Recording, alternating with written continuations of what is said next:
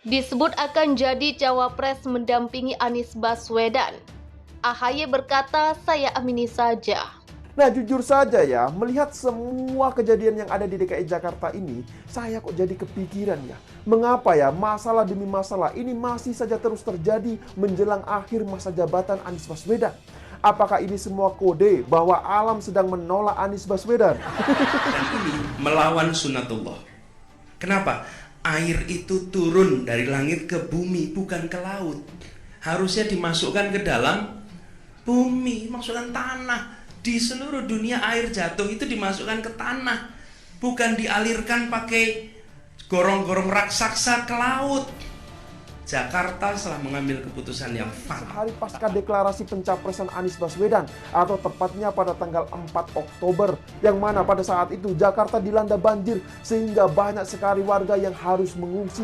Nah, Partai Demokrat, saya pribadi bukan hanya memiliki kedekatan ada Mas Anies Baswedan, tapi juga kita nanti memiliki kesamaan visi misi dan juga cita-cita.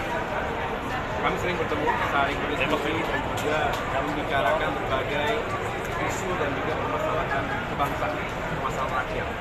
Siang Nasdem deklarasikan Anies jadi capresnya, dengan tiba-tiba malamnya sampai 2 hari kemudian Jakarta dikepung oleh banjir. Ya, mungkin ini kebetulan, tapi juga sebuah kesalahan. Saya yang tinggal di sekitar Kemang nggak luput dari kepungan banjir.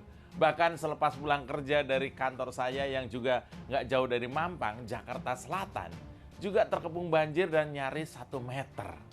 Waduh, penduduk daerah Kemang yang dulu sempat menuntut Anies ke pengadilan karena wan prestasi soal penanganan banjir yang nggak kunjung dikerjakan dan menang di pengadilan.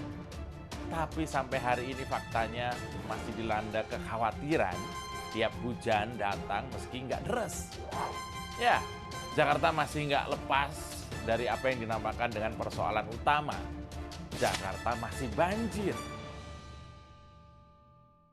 Kabar pemilu 2024 mulai panas pasca Nasdem deklarasi mengusung Anies Baswedan sebagai calon presiden pada pemilu 2024 nanti. Partai Nasdem seperti curi start dengan pengusungan Capres 2024 dengan waktu yang terbilang dini. Tak lama setelah pengusungan itu, Anies mulai melakukan safari politik dengan menyambangi Demokrat dan menemui Agus Harimurti Yudhoyono. Setelah pertemuan itu, AHY digadang-gadang akan menjadi calon wakil presiden atau cawapres mendampingi Anies Baswedan pada pemilu 2024 kelak. Sebagai Ketua Umum Partai Demokrat, AHY mengamini saat ditanya terkait kesiapannya menjadi bakal calon wakil presiden atau cawapres mendampingi Anies Baswedan.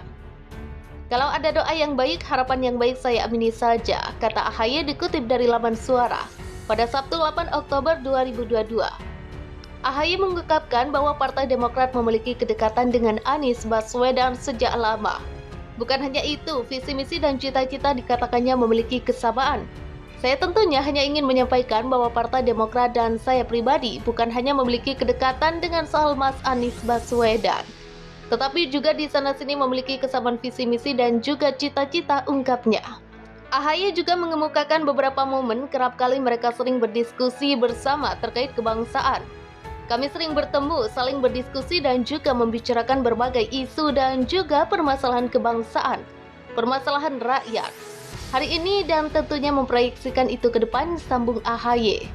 Kemudian dia juga mengungkapkan Partai Demokrat beserta PKS sedang melakukan komunikasi intensif dengan Nasdem, partai yang mengusung Anies. Yang jelas saat ini Partai Demokrat terus berkomunikasi secara intensif dengan Partai Nasdem dan juga PKS. Karena berbicara realitas politik, kita tidak bisa berbicara hanya keinginan atau harapan kita, atau kader atau konstituen atau masyarakat, jelas AHY.